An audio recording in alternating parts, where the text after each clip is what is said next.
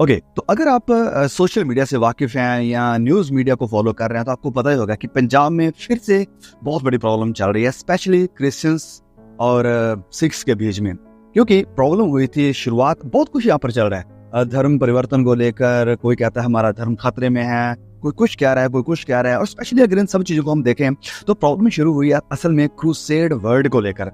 अब रिसेंटली पंजाब के अमृतसर डिस्ट्रिक्ट में एक बहुत बड़ी मीटिंग ऑर्गेनाइज करी गई अंकंदरुल्ला मिनिस्ट्री की तरफ से, और वहां पर उन्होंने ये वर्ड यूज किया क्रूसेड, जिसको लेकर जो सिख भाई बहन है उनके अंदर काफी आक्रोश था, काफी गुस्सा था कि ये वर्ड क्रूसेड यूज क्यों किया जा रहा है। अब मैं आपको बता दूं कि कुछ समय पहले गुरदासपुर डिस्ट्रिक्ट में भी ये ऐसा ही एक मीटिंग ऑर्गेनाइज किया गया था जिसे क्रूसेड नाम से पब्लिश किया जा रहा था, प्रमोट किया जा रहा था। तो तब भी सिख भाई बहनों ने इस चीज का विरोध किया था, और उस गुरदासपुर डिस्ट्रिक्ट मीटिंग के जो मेन पास्टर थे उन्होंने इस चीज के लिए फिर माफी मांगी और कहा था कि हम इस वर्ड को दोबारा कभी यूज नहीं करेंगे। जैसे मैंने कहा, रिसेंटली दोबारा अमृतसर मीटिंग के लिए ये वर्ड क्रूसेड यूज हुआ, और फिर से जो सिख भाई बहन है उनके बीच में ये फिर से गुस्सा आया, आक्रोश आया, और उन्होंने फिर से क्रिश्चियनिटी का विरोध करना शुरू किया। कई लोग बहुत सारी आकर गनाफ शनाफ बातें बोल रहे हैं, कुछ गलत बोल रहे हैं, बड़ा कुछ चल रहा है। अब आप कहेंगे कि वेल, ये क्रूसेड वर्ड का इतना विरोध क्यों हो रहा है? वेल, तो जो हमारे सिख भाई बहन है उनका मानना ये है कि क्रूसेड वर्ड का मतलब है धर्म युद्ध। और जब ये कहते हैं कि हम अमृतसर में क्रूसेड कर रहे हैं तो वो अमृतसर में धर्म युद्ध का दावा कर रहे हैं, वो ललकार रहे हैं कि हाँ, हम आकर धर्म युद्ध करने वाले हैं, अगर आप में हिम्मत है तो इसे रोक लो। तो सबसे पहली बात मैं यहाँ पर बता दूं, ऐसा कुछ भी नहीं है। कोई भी क्रिश्चियन ये नहीं कहेगा या नहीं कह रहा है कि हम धर्म युद्ध कर रहे हैं। तो आपको ये कैसे लग रहा है कि क्रिश्चियन धर्म युद्ध कर रहे हैं जब वो कह रहे हैं कि ये धर्म युद्ध नहीं है? नो, यहाँ पर मैं मानता हूँ कि क्रिश्चियंस की भी गलती है, जिस बात को हमें मानना जरूरी है, जो कि बहुत सारे मसीहों को मैं देख रहा हूँ नहीं मान रहे हैं। और वो प्रॉब्लम है क्रूसेड वर्ड को लेकर, और हम मसीहों को इसे स्वीकार करना पड़ेगा, जो कि मैं देख रहा हूँ। बड़ी बड़ी पास्टर अंकंदरुल्ला की वीडियो भी हमने देखी, फिर और भी भाई बहनों को हमने देखा जो जस्टिफाई कर रहे हैं इस वर्ड क्रूसेड को, लेकिन आप जस्टिफाई नहीं कर सकते हैं। अगर हम सिख भाई बहनों के नजरिया से देखें, ऑफ कोर्स हमने जानते उनका प्रोपेगेंडा क्या है, उनकी अंदर मोटिवेशन या मोटिव्स क्या है इन सब चीजों का। लेकिन अगर हम बाहरी तौर पर देखें, लिटरली तौर पर इस वर्ड क्रूसेड को देखें और उसकी ट्रांसलेशन को देखें हिंदी में, तो वो यही है, धर्म युद्ध। और वो लोग इतिहास को भी थोड़ा बहुत जानते हैं, अच्छी बात है, क्योंकि अगर इतिहास में हम जाएंगे तो वहां पर हमें देखने को मिलेगा ये वर्ड क्रूसेड आया कहां से इसकी शुरुआत हुई और कब हुई। इसलिए मैं ये कह रहा हूं कि हमारे कई मसीह भाई बहन भी हैं जो इस वर्ड क्रूसेड को जस्टिफाई कर रहे हैं और ये कह रहे हैं कि क्रूसेड मतलब वर्ड कुछ गलत नहीं है, ऐसा कुछ नहीं होता, ये वो सब कुछ बड़ा कुछ कह रहे हैं। लेकिन मैं थोड़ा सा आज इस वीडियो में आपको थोड़ी सी हिस्ट्री बताना चाहता हूँ क्रूसेड्स की। क्रूसेड हुए क्यों और ये कब हुए थे, किन लोगों के ऊपर हुए थे और किन लोगों ने किए थे। तो ये सारी इन्फॉर्मेशन जानने के बाद आपको आइडिया मिल जाएगा कि ओके, सच में ये विरोध क्यों हो रहा है और क्यों हम मसीहों को ये जो वर्ड है क्रूसेड, इसे यूज नहीं करना चाहिए। ना, सबसे पहली बात, हम अगर बात करें ये वर्ड क्रूसेड की, तो इसकी शुरुआत हुई थी 11th AD को, 11वीं सदी को। कब? जब सबसे पहले मैं आपको बता दूं, थोड़ी सी हिस्ट्री यहाँ पर मुझे बतानी पड़ेगी। एक्चुअली ऑलरेडी हमारे इस चैनल के ऊपर क्रिश्चियन हिस्ट्री के ऊपर, चर्च की हिस्ट्री के ऊपर हमने वीडियो बनाई है, बड़ा लेंथी वीडियो है, पूरा हमने डिटेल में बात करी है। और फिर हमने बात करी थी स्किज्म की, कि कैसे एक जो चर्च था वो दो हिस्सों में बट गया था। एक तरफ हो गया था रोमन कैथोलिक चर्च, एक तरफ हो गया था ऑर्थोडॉक्स चर्च। तो उस हिस्ट्री में हम थोड़ा डीप में गए हैं, लेकिन अब मैं थोड़ा सा शॉर्ट में आपको बताना चाहता हूँ। देखिए, जब से क्रिश्चियनिटी की शुरुआत हुई मसीह यीशु के बाद, उसके चेलों ने प्रचार किया, फिर क्रिश्चियनिटी बढ़ना शुरू हो गई तकरीबन 300-400 AD के करीब। और जैसे जैसे क्रिश्चियनिटी बढ़ती गई, ये जो पेड़ है क्रिश्चियनिटी का, ये बहुत बड़ा होता गया। तो आते आते तकरीबन 10,050 AD के करीब ये जो प्रॉब्लम्स थी क्रिश्चियंस के बीच में, ऑलरेडी बढ़ना शुरू हो गई थी इससे पहले ही। लेकिन 1054 को एक बहुत बड़ा स्किज्म हुआ। स्किज्म मतलब बंटवारा, यानी बांट दिया जाना, यानी दो हिस्सों में चले जाना। तो ये जो एक मेन चर्च था रोमन कैथोलिक चर्च, इसमें बहुत सारी प्रॉब्लम्स आ रही थी। ये जो रोमन कैथोलिक चर्च था ये था वेस्ट में, यूरोप में, और दूसरी तरफ जो ईस्टर्न जो ऑर्थोडॉक्स चर्च था ये था मिडिल ईस्ट साइड में, यानी इजराइल में, और जो भी वहां के हिस्से थे, ईरान, इराक, यहाँ पर। तो अब दोनों चर्च सेपरेट हो गए। क्यों हुए थे, मैं उस डिटेल में नहीं जाने वाला हूं। मैंने कहा इसके ऊपर डिटेल में वीडियो बनाया हुआ है, अगर आप जानना चाहते हैं। तो मेनली मैं बात ये कहने की कोशिश कर रहा हूँ कि 1054 को ये स्किज्म हुआ, ये चर्च बांटा गया और बहुत बड़ी 2 ब्रांचेस बन गई। एक तरफ रोमन कैथोलिक चर्च, दूसरी तरफ था ईस्टर्न ऑर्थोडॉक्स चर्च। ओके, तो इस बात को ध्यान रखें, इजराइल में यानी मिडिल ईस्ट में ईस्टर्न ऑर्थोडॉक्स चर्च है और वेस्ट में रोमन कैथोलिक चर्च है। अब जब 700-800 एडी के करीब इस्लाम ग्रो होना शुरू हुआ तो उन्होंने अपने आसपास के हिस्से पर अटैक करके, कैसा भी करके अपने धर्म को फैलाना शुरू किया। हम जानते हैं पूरे इतिहास को कि क्या क्या हुआ था, मैं उन चीजों में नहीं जाने वाला हूं। तो जैसे ये सब कुछ होने लगा तो इस्लाम इजराइल में भी आ गया था। जब इस्लाम इजराइल में भी आ गया था तो इस्लाम ने जितने भी क्रिश्चियन या यहूदी साइट थे, होली जगह थी, जैसे वो इजराइल का मंदिर था, चाहे वो मसीह यीशु की कब्र जहां पर थी, जैसे भी जितनी भी ऐसी पवित्र जगहें थी, उनके ऊपर इजराइल ये मुसलमानों ने कब्जा कर लिया था, उन्हें अपने कंट्रोल में कर लिया था।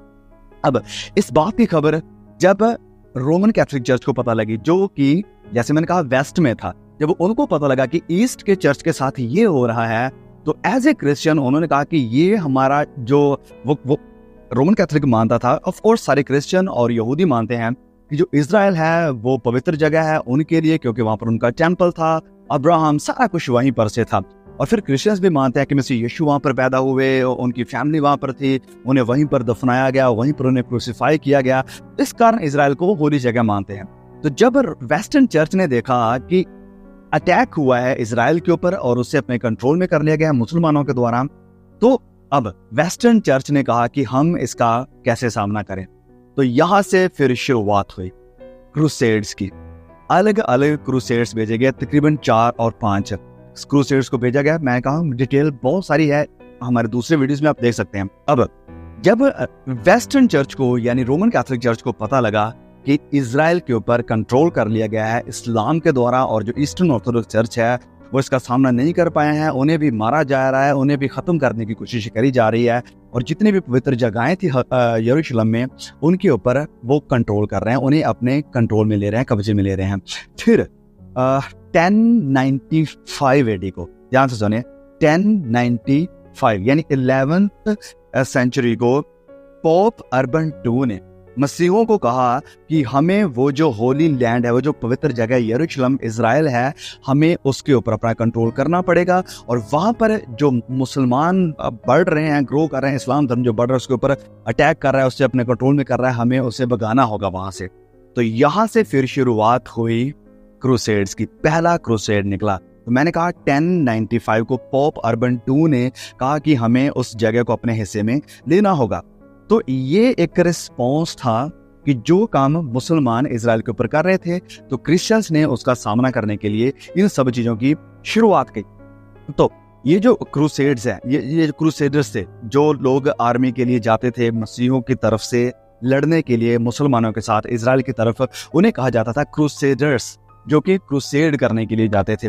नो, इनके ब्रेस्ट के ऊपर, इनके यहाँ पर एक साइन था, एक चिन्ह था, और वो चिन्ह था क्रूस का चिन्ह, ताकि ये पता चल सके कि हाँ, ये क्रिश्चियन आर्मी है और ये मसीह यीशु की आर्मी है जो लोगों से लड़ने के लिए जा रही है। क्रूसेड्स जो कि बाइबल कभी भी अलाउ नहीं करती थी, जो कि क्रिश्चियन सिद्धांतों के बिल्कुल खिलाफ था, क्रिश्चियनिटी से बिल्कुल भी प्रमोट नहीं करती है। तो किसी भी क्रिश्चियन ने इस चीज को अप्रिशिएट नहीं किया कि हाँ, क्रूसेड्स हुए थे वो अच्छे हुए थे, इसे डार्क पीरियड कहा गया। तो जैसे मैंने कहा, ये जो क्रूसेड्स थे ये बिल्कुल भी सही नहीं थे, ये बिल्कुल हमें मानना पड़ेगा कि ये असल में धर्म युद्ध ही था। यस, क्रूसेड्स धर्म युद्ध ही था, जहां पर मैं कह रहा हूं कि इजराइल के ऊपर कंट्रोल कर लिया था इस्लाम धर्म ने। जो वेस्टर्न चर्च था, रोमन कैथोलिक चर्च, उन्होंने कहा कि ये इजराइल पवित्र जगह है, हमारे खुदा की जगह है, तो हमें इसे छुड़ाना पड़ेगा, और वहां पर जो मुसलमान हैं उन्हें निकालना पड़ेगा इजराइल से। इसलिए उन्होंने अपनी आर्मी भेजी, क्रिश्चियन आर्मी, और इस क्रिश्चियन आर्मी को कहा जाता था क्रूसेड। और मैं आपको बता दूं कि कोई क्रिश्चियन इस चीज को सही नहीं कहता कि हाँ, ये अच्छा हुआ था, इसे डार्क पीरियड कहा जाता है। अब हम अगर एटिमोलॉजी के ऊपर जाते हैं, वो कहेंगे एटिमोलॉजी क्या होता है। एटिमोलॉजी होता है वर्ड स्टडी, कि जो एक शब्द है उसकी स्टडी करना, कि ये शब्द की शुरुआत कहाँ से हुई, इसका मायने क्या है, इसका रूट क्या है। तो अगर हम एटिमोलॉजी देखते हैं इस वर्ड क्रूसेड की, तो ये जो वर्ड है मिडिएवल फ्रेंच वर्ड है। ऐसी पवित्र युद्ध के लिए जो बनाया गया था, जो भी ऐसे युद्ध हो रहे थे, धर्म युद्ध जैसे हम कह सकते हैं, इनके लिए ये वर्ड बनाया गया था। तो फ्रेंच में इसके कई नाम थे, क्रूसेरी, क्रूसी एंड क्रूसेड। तो ये सारे जो शब्द है वो निकल कर आते थे क्रूस से। जो पहला वर्ड है क्रूसी या क्रूसे, क्रूसेड, ये सारे वर्ड क्रूस से ही निकल कर आ रहे हैं। मतलब इसका मतलब था कि सलीब के चिन्ह के साथ, यानी क्रॉस के चिन्ह के साथ। और फिर इसके बाद 18वीं सदी में इंग्लिश ने ये जो वर्ड है ये बोरो किया। इंग्लिश ने वर्ड बोरो किए। जैसे मैंने कहा, फ्रेंच में इसे कहा जाता था क्रूसेड और स्पेनिश में कहा जाता था क्रूजेडो। तो इंग्लिश ने इन दोनों शब्दों को, इन दोनों वर्ड्स को अपने लिए लिया और एक नया वर्ड तैयार किया इंग्लिश में। तो उन्होंने जो स्पेनिश वर्ड था क्रू, उसके पहले हिस्से को लिया, और सेड जो कि फ्रेंच का अगला हिस्सा था उसे लेकर एक नया वर्ड बनाया क्रूसेड। और ये तब वर्ड बना क्रूसेड जबकि ऑलरेडी क्रूसेड्स खत्म हो चुके थे, ठंडे हो चुके थे। जैसे मैंने कहा कि 11वीं, 12वीं और 13वीं सदी में ये क्रूसेड्स हुए थे। तो 18वीं सदी में आकर इंग्लिश में ये वर्ड कोइन हुआ, यानी बना क्रूसेड, जो कि आया था फ्रेंच और स्पेनिश भाषा से। नाउ ओके, तो ये थोड़ी सी इन्फॉर्मेशन या हिस्ट्री क्रूसेड्स को लेकर। जैसे मैंने कहा कि हमें इस बात को स्वीकार करना पड़ेगा, हम किसी भी तरह से जस्टिफाई नहीं कर सकते हैं कि क्रूस का मतलब ये आत्मिक युद्ध है, क्रूस का मतलब क्रूस के चिन्ह के साथ है, इसका धर्म युद्ध के साथ, लड़ाइयों के साथ कुछ भी लेना देना नहीं है। बिल्कुल लेना देना है, ये धर्म युद्ध था। और बिल्कुल क्रिश्चियन इसे सपोर्ट नहीं करते हैं, मानते हैं कि ये गलत है क्योंकि ये बाइबल के खिलाफ था, और इस कारण हम इस वर्ड को जस्टिफाई नहीं कर सकते हैं और ना ही करना चाहिए। अब रही बात कि क्या आज मसीहों को इस वर्ड को यूज करना चाहिए। पहले तो मेनली अगर हम देखें तो ये वर्ड यूज किए जाते थे वेस्टर्न क्रिश्चियनिटी में या साउथ अफ्रीकन क्रिश्चियनिटी में, जहां पर ऑलरेडी क्रिश्चियंस थे। तो यहाँ पर क्रूसेड वर्ड वो यूज करते थे तो उन्हें कोई प्रॉब्लम नहीं होती थी, वो समझते थे कि ओके ये आत्मिक युद्ध की बात है। लेकिन अगर हम बात करें हमारे इंडिया के कॉन्टेक्स्ट की, तो यहाँ पर ऐसा नहीं है। यहाँ पर लोगों के मन में बिल्कुल ऑटोमेटिकली गलत मैसेज जाएगा कि शायद ये लोगों को मार कूट करके अपना राज्य यहाँ पर फैलाना चाहते हैं। तो इसलिए मैं सोचता हूँ कि मसीहों को ये वर्ड बिल्कुल यूज नहीं करना चाहिए। ये जो वर्ड है क्रूसेड, इसका आत्मिक युद्ध के साथ कोई लेना देना नहीं है। इसका लिटरली मतलब ही है धर्म युद्ध, और इसकी जड़ें ही धर्म युद्ध के साथ जुड़ी हुई हैं। तो हम इसे जस्टिफाई नहीं कर सकते हैं। Why don't we use some other words? बहुत सारे और भी शब्द हैं हमारे पास। आप मसीह सभा इसे कह लीजिए, मसीह सम्मेलन इसे कह लीजिए, कन्वेंशन इसे कह लीजिए, कॉन्फ्रेंस इसे कह लीजिए, हीलिंग सभा कह लीजिए, कुछ भी कह लीजिए, और बहुत सारे शब्द हैं। सत्संग बोल दीजिए, कई ऐसे शब्द हैं जो आप बोल सकते हैं। Why use the word crusade when it makes or it raises a problem for other people? जब ये लोगों के लिए प्रॉब्लम खड़ी कर रहा है, लोगों के लिए कंसर्न का विषय है, तो क्यों इस वर्ड को यूज करना। बहुत सारे और शब्द हैं जो आप यूज कर सकते हैं। इस कारण मैं कह रहा हूं कि हम इसे जस्टिफाई नहीं कर सकते हैं और हमें इसे शायद यूज भी नहीं करना चाहिए। अब आते हैं असल मुद्दे पर कि क्या क्रिश्चियनिटी लोगों को जीतना चाहती है, इस संसार में अपना राज्य खड़ा करना चाहती है। तो जवाब है बिल्कुल भी नहीं। किसी क्रिश्चियन का ये विचार नहीं है, किसी क्रिश्चियन ने ये विचार नहीं रखा है, किसी क्रिश्चियन ने भी इस विचार को सपोर्ट नहीं किया है। जैसे मैंने कहा, क्रूसेड जो वर्ड था और जो क्रूसेड्स हुए थे उनकी भी कई क्रिश्चियंस आलोचना करते हैं। मैं खुद भी करता हूँ कि वो वाकई में डार्क पीरियड था क्रिश्चियनिटी के लिए। ऐसा नहीं होना चाहिए था जो हुआ, क्योंकि वो बाइबल के सिद्धांतों के और मसीह यीशु ने जो सिखाया था उसके बिल्कुल ऑपोजिट था, उसके बिल्कुल खिलाफ में था। अब बात करें कि क्या क्रिश्चियनिटी अपना राज्य खड़ा करना चाहती है संसार के ऊपर, अपना मुल्क बनाना चाहते हैं, लोगों को कंट्रोल करना चाहते हैं। तो जवाब है बिल्कुल भी नहीं। ना तो क्रिश्चियनिटी का ये मैसेज है, ना मसीह यीशु का ये मैसेज है, ना ही बाइबल में हमें ये देखने को मिलता है। इनफैक्ट जब मसीह यीशु से पूछा गया कि क्या तू राजा है, क्या तू रूलर है, क्या तू लोगों को कंट्रोल करना चाहता है, बादशाह बनना चाहता है इनका, तो प्रभु यीशु ने क्या कहा था पिलातुस के सामने, जो उस वक्त का राजा था, जिसके मन में भी ये कंसर्न थी। अब वो राजा था तो लोग मान रहे थे कि यीशु राजा है। तो जब ये राजा पिलातुस, जो कि रोमी राजा था, सम्राट था हम कह सकते हैं, तो जब इसने सुना क्योंकि यीशु को ये लोग राजा मान रहे हैं, तो उसने भी ये कंसर्न जताई कि क्या तू वाकई में राजा बनना चाहता है, तू मेरे खिलाफ खड़ा हो रहा है। नहीं, you guys are misunderstanding me. Same चीज जो आज हम पंजाब में भी देख रहे हैं। आज भी जो कई हमारे सिख भाई बहन है वो कह रहे हैं कि क्या तुम राज करना चाहते हो, ओके धर्म युद्ध छेड़ना चाहते हो।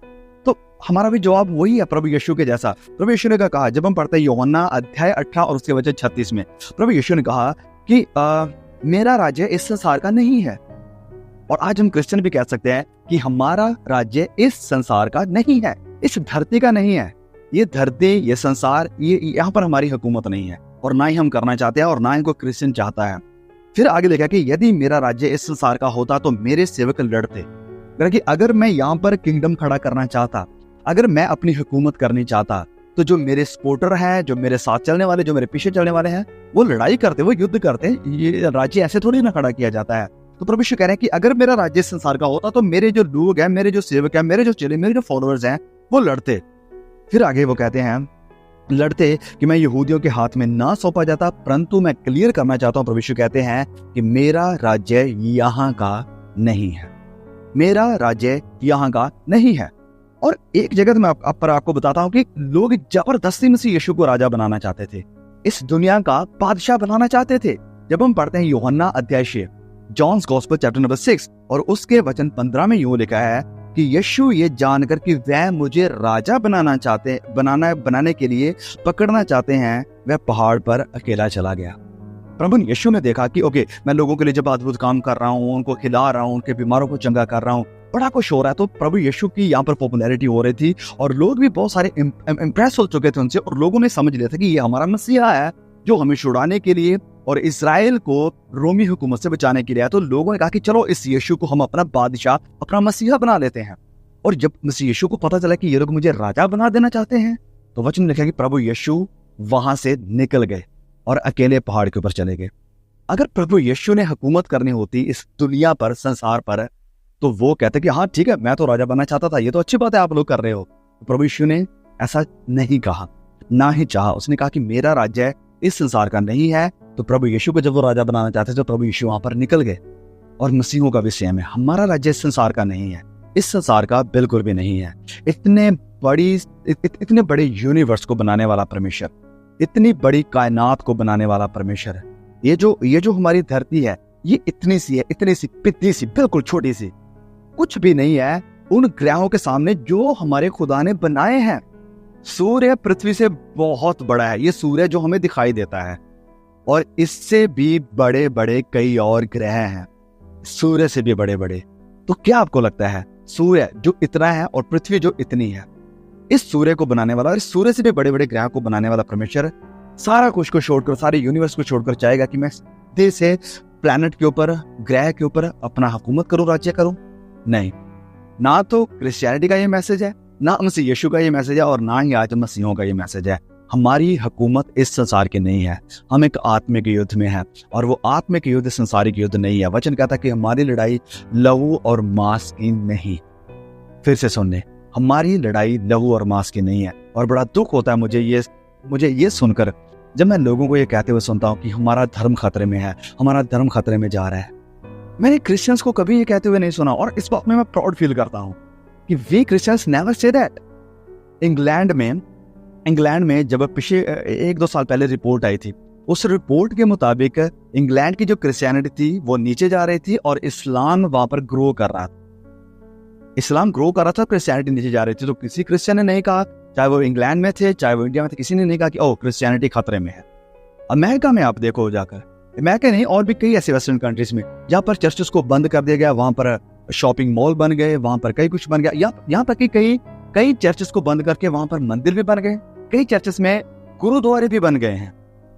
तो क्या क्रिश्चियंस रोना शुरू कर दें कि हमारा धर्म खतरे में, हमारा धर्म खतरे में है? मैं सोचता कि अगर ये काम एक गुरुद्वारे या मंदिर की जगह अगर चर्च खड़ा हो जाए तो क्या हाल होगा हमारे इंडिया में, जो कि ऑलरेडी वेस्टर्न जगह में हो रहा है। चर्चेस को मंदिर और गुरुद्वारे में तब्दील कर लिया जा रहा है, किसी को कोई प्रॉब्लम नहीं है, लेकिन यहाँ पर लोगों का धर्म खतरे में रहता है। इतना कमजोर है तुम्हारा धर्म, तुम्हारा मजहब, कि हमेशा से खतरा पड़ा रहता है। फिर तो वाकई में कोई प्रॉब्लम तो होगी कि अगर ये धर्म खतरे में पड़ जाता है। क्रिश्चियनिटी कभी भी खतरे में नहीं रही। यहाँ तक कि जब क्रिश्चियनिटी अपनी जड़ें पकड़ रही थी, रोमन जो सम्राट थे वो बुरी तरह से मसीहों को मार रहे थे। इतने शहीद हुए क्रिश्चियनिटी में, यहाँ तक कि आज भी हो रहे हैं। पूरे इतिहास में इतने मसीह शहीद हुए हैं कि किसी और जगह के कोई ऐसे शहीद नहीं हुए हैं जितने शहीद क्रिश्चियनिटी में हुए हैं। पहली सदी से लेकर आज 21वीं सदी तक क्रिश्चियन शहीद हो रहे हैं, ये होते आ रहा है। तो उस वक्त भी जब क्रिश्चियनिटी बिल्कुल छोटी सी थी, एक छोटा सा ग्रुप था, उस वक्त भी क्रिश्चियनिटी खतरे में नहीं थी। और आज भी खतरे में नहीं है। क्यों खतरे में नहीं है? क्योंकि हमारी लड़ाई लहू और मांस की नहीं है। भले ही क्रिश्चियंस खत्म भी हो जाएंगे, मर भी जाएंगे, तो भी क्रिश्चियनिटी खतरे में नहीं, बिल्कुल भी खतरे में नहीं है। मुझे नहीं पता कि लोगों का धर्म कैसे इतना जल्दी खतरे में आ जाता है। सो प्लीज मेरी इस बात को समझने की कोशिश करें। जैसे मैं कह रहा हूं कि क्रिश्चियंस कभी भी, फिर से सुने, कभी भी संसार के राज्य के ऊपर हुकूमत नहीं करना चाहते हैं। अब हम में से कई लोगों का ये भी शायद सवाल दिमाग में आ जाए कि ओके, फिर जो ब्रिटिश लोगों ने किया वो क्या था? वेल, जो ब्रिटिशर्स थे जिन्होंने आकर रूल किया इंडिया के ऊपर, वो सारे क्रिश्चियन नहीं थे। हाँ बिल्कुल, यहाँ तक भी अगर आप इतिहास को उठाकर देखोगे, 18वीं, 19वीं और 20वीं सदी के इतिहास को, जब ब्रिटिश यहाँ इंडिया पर रूल कर रहे थे, तो उस वक्त में जितने भी मिशनरी आते थे इंडिया के लिए, चाहे किसी और जगहों के लिए, तो ब्रिटिश आर्मी या ब्रिटिश रूल जहां कहीं भी होता था, वो क्रिश्चियन मिशनरी को रोकता था, उन्हें रोकने की कोशिश करता था। अगर आप इतिहास उठाकर देखेंगे तो आपको पता चलेगा। इतना समय नहीं है कि मैं इन सारी चीजों को आपके सामने लेकर आऊं, लेकिन ये सच्चाई है, इतिहास में है कि जो क्रिश्चियन मिशनरी थे उन्हें रोका जा रहा था। किनके द्वारा? ब्रिटिश इंग्लैंड लोगों के द्वारा। इससे आप समझ सकते हैं कि जो ब्रिटिश आर्मी थी या ब्रिटिश लोग थे, वो क्रिश्चियन नहीं थे, सारे के सारे। हो सकता है वहां पर कई क्रिश्चियंस भी होंगे, मैं इस बात को नहीं कह रहा हूं, लेकिन सारे के सारे मसीही सिद्धांतों को रखने वाले नहीं थे। जैसे हर सिख नहीं है, जैसे हर मुस्लिम नहीं है, जैसे हर हिंदू नहीं है, वैसे ही सारे अपने आप को क्रिश्चियन कहने वाले लोग क्रिश्चियन नहीं है। तो वो जो ब्रिटिश आर्मी थी वो क्रिश्चियन नहीं थी। अगर वो होती तो क्रिश्चियनिटी को फैलाने के लिए वो पूरी कोशिश भी करती, जो कि उन्होंने नहीं करी। उन्होंने ऐसा बिल्कुल भी नहीं किया। 150-200 साल उन्होंने रूल किया इंडिया के ऊपर, लेकिन ऐसा कुछ उन्होंने नहीं किया। अगर क्रिश्चियनिटी फैल रही थी इंडिया में, तो वो उनकी वजह से नहीं, जो मिशनरी आए थे उनकी वजह से, जिनका ये ब्रिटिश लोग सामना करते थे, विरोध करते थे। और फिर क्रिश्चियनिटी की जड़ें 17, 18, 19 या 20वीं सदी में नहीं है इंडिया में। इसकी शुरुआत तभी से हुई है इंडिया में जब से क्रिश्चियनिटी की शुरुआत हुई है। मसीह यीशु के अपने एक डिसाइपल, चेले, जिनका नाम था थॉमस, वो इजराइल से इंडिया में आए थे, वही उसी वक्त पहली सदी में ही। और केरला में उनके 7 चर्चेस हैं, और उन जगहों को मैंने खुद विजिट भी किया है। वो कश्ती, वो बेड़ी जहां से वो आए थे, वो बेड़ी अभी भी वहां पर मौजूद है प्रूफ के लिए। बहुत सारी ऐसी चीजें हैं जो संत थोमा के प्रमाण को वहां पर बताती है हमें। फिर मद्रास में ही, यानी चेन्नई में, तमिलनाडु में, इस थॉमस को शहीद किया गया था मारकर उन्हें। तो मैं क्या कहने की कोशिश कर रहा हूँ कि क्रिश्चियनिटी की जड़ें इंडिया में उतनी ही पुरानी है जितनी क्रिश्चियनिटी पुरानी है। और इनफैक्ट मैं आपको बता दूं, कई लोग कहते हैं कि क्रिश्चियनिटी वेस्ट से है, ये वेस्ट क्रिश्चियनिटी है। नहीं, वेस्ट और यूरोप में क्रिश्चियनिटी बाद में गई। सबसे पहले ये मिडिल ईस्ट में थी, उसके बाद ये एशिया में आई। पहले मिडिल ईस्ट में थी, फिर एशिया में आई, और उसके बाद ये वेस्ट में गई है, तो क्रिश्चियनिटी वेस्टर्न रिलीजन नहीं है, ये ईस्टर्न रिलीजन है, बिल्कुल मिडल ईस्टर्न रिलीजन है ये। उसके बाद ये एशिया में आया था। सो हमें ओके, आप अगर किसी को अंधाधुंध विश्वास करना चाहते हो, कोई आपको कुछ भी कह रहा है, आप मान रहे हो, वो बात अलग है। लेकिन अगर आप सच में जेन्युइन इंसान है, सच्चाई और फैक्ट्स को मानने वाले लोग हैं, तो आप इस चीज की रिसर्च करके खुद भी देख सकते हो। सारा इतिहास आपके सामने है, गूगल मैप के ऊपर या कहीं और रिसोर्सेज के, बुक्स के थ्रू, कहीं से भी आप देख सकते हैं। इतिहास को देखना चाहते हैं, आप केरला में जाकर देख सकते हैं कि कैसे संत थॉमस का जो प्रभु यीशु के चेले थे वो आए और उन्होंने चर्चेस बनाए। वो आपको सारा इतिहास वहां से मिल जाएगा। Okay, so may God bless you through this message, through this video. मैं चाहूंगा कि हर मसीह प्लीज इस वीडियो को जरूर शेयर करें, ताकि ये जो मिस इन्फॉर्मेशन फैल रही है कई क्रिश्चियंस के बीच में भी और कई गैर मसीहों के बीच में भी, वो क्लियर हो सके। Okay, God bless you all, see you again, आमीन।